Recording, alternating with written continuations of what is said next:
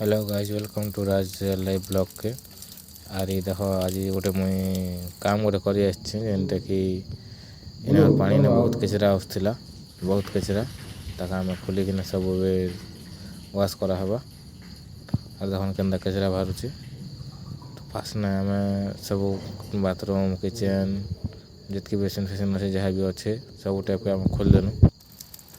देखन केन्ता इटा पानी बाहर पूरा मैला पानी इटा जंक हो पाइप बहुत दिन है यूज नहीं होते घरटा पड़ी रही तो बहुत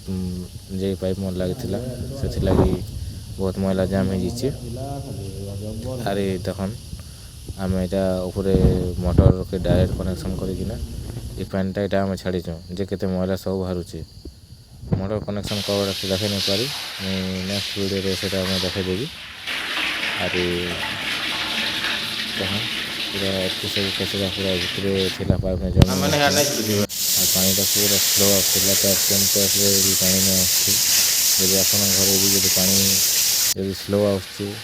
पूरा टैप ना आवार नहीं ना टैप खोले जो मैला बाहर बोले इनू ये प्रॉब्लम लगी भी पानी टैप नहीं आसे टैप में तो मैंने साफ कर और टांकी भी हवा बोले वाश करदे कहाँ कि टांकी ने भी बहुत मैला लगे सब ऐसी आम टांकी भी वाश कर दीचु जेनटा कि पूरा सब आड़ू सफा पानी आसवा बोलिकिना टांकी फांकी वाश करकिना अथ नुआकिना पानी लोड कर देख सब केनता सफा पानी आसुची पूरा टिके भी मैला नहीं ना देख टिके भी मैला नहीं आ पानी नहीं पूरा फुल फोर्स आइला बेसिन किचन इटा बेसिन रहा कहाँ कि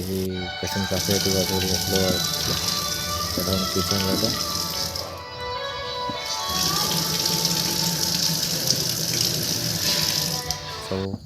सब टाइम पानी भलसे आसला साबार भी नहीं चलती साबार भी एवं चलला पूरा मस्त किना ठीक अच्छे वीडियो जब भल लगला लाइक करो सब्सक्राइब करो थैंक यू।